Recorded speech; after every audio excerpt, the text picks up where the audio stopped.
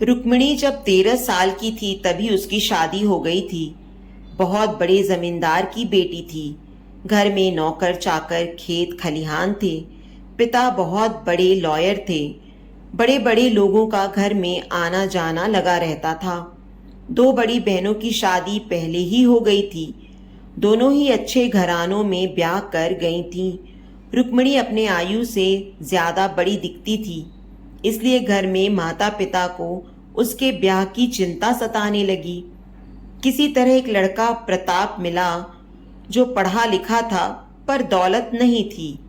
उनके पास जायदाद के नाम पर सिर्फ एक पुराना घर था। बड़े भाई होने के नाते जिम्मेदारियां थीं। माँ, दो छोटे भाई जो अभी भी पढ़ रहे थे। पिता का साया तभी उनके सिर से उठ गया था जब वे 10वीं की परीक्षा दे रहे थे। रुक्मिणी घर की बड़ी बहू बनकर आई। काम कुछ आता नहीं था क्योंकि घर में कभी किया ही नहीं था। 3 भाभियों के बीच कभी काम करने का मौका ही नहीं मिला, परंतु अब काम तो सीखना ही था। एक ननंद थी जो एक दोस्त की तरह इन्हें संभाल लिया था। उनसे ही बहुत सारे काम सीखे। रुक्मिणी तेज तर्रार थी। गुस्सा तो नाक पर ही रहता था, पर ससुराल में तो चुपचाप अदब से रहना पड़ता था।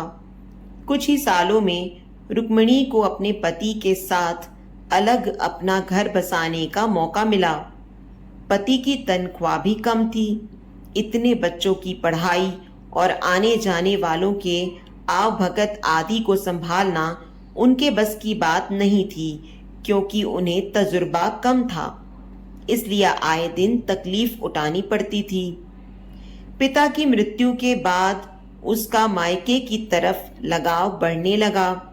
भाई भाभी सब रुक्मिणी से बहुत डरते थे।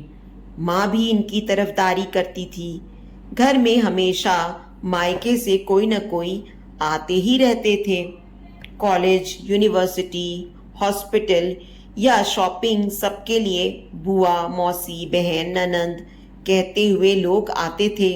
यही रुक्मिणी जब ससुराल से लोग आते थे तो गरीबी का रोना रोती थी। तब उसके मुंह से कोई बात नहीं निकलती थी। कुछ दिनों में बड़े बेटे की शादी हुई। बहू से पहले ही दिन कह दिया गया था कि शादी हुई नहीं कि मायके को भूल जाना चाहिए।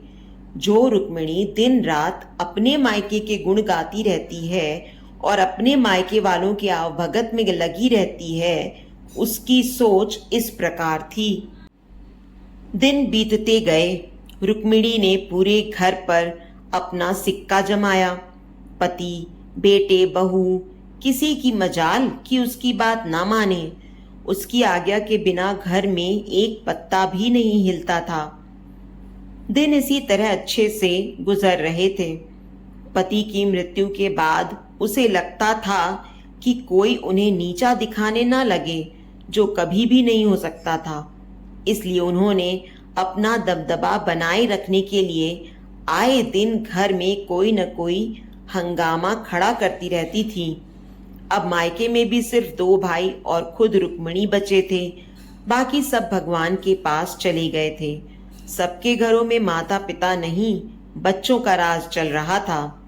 इसलिए रुक्मिणी को भी अब मायके में कोई पूछता नहीं था। पहले जो इनके आगे पीछे घूमते थे, अब अपने घर के शादी ब्याह में भी फोन ही कर देते थे कि आए तो ठीक, ना आए तो भी ठीक। यह बात उन्हें हजम नहीं होती थी, पर भाई भाभी भी खुद अपने बच्चों पर निर्भर थे, तो अपनी बहन की क्या सुनते। पहले कभी रुक्मिणी के बच्चे जब अपने मामा लोगों के साथ सिर्फ हाय बाय में रहते थे, भाइयों की शिकायत पर वह कहती थी, देखो भाई, मेरे बच्चों पर मत जाओ। मैं तो बात कर रही हूं ना आप लोगों से। मेरा आप लोगों के साथ रिश्ता है, फिर ये बच्चे बीच में कहां से आ गए। उन्हें फुर्सत ही नहीं मिलती है तो उनकी तरफ ध्यान मत दो। अब आज रुक्मिणी के भाइयों का भी यही हाल है। वे भी उसे यही समझाना चाहते हैं कि बच्चों पर ध्यान मत दो, पर रुक्मिणी को गुस्सा आ जाता है कि आजकल बच्चे बुआ को किसी भी फंक्शन में नहीं बुलाते हैं। कल की ही बात है, बड़े भाई के पोते की शादी थी, खबर नहीं किया, बाद में सॉरी कह दिया। सोच सोच कर रुक्मिणी को बुरा लगता है। कितना किया था इन लोगों के लिए, पर आज कोई भी मुझे पूछता ही नहीं है। इसलिए पहले अपने परिवार के बारे में सोचना चाहिए, फिर दूसरों के। मायके का मोह भी इतना ना हो कि आप अपने घर को भूल जाएं। इसलिए कहते हैं, अति का भला न बोलना, अति की भली न चूप, अति का भला न बरसना, अति की भली न धूप। तो दोस्तों, उम्मीद करती हूँ आपको आज की हमारी कहानी पसंद आई होगी। कहानी पसंद आई है तो वीडियो को लाइक और शेयर करें। चैनल पर नए हैं तो चैनल को सब्सक्राइब करें और हाँ, नोटिफिकेशन बेल को ज़रूर दबाएं ताकि अगली अपडेट सबसे पहले आपको मिले।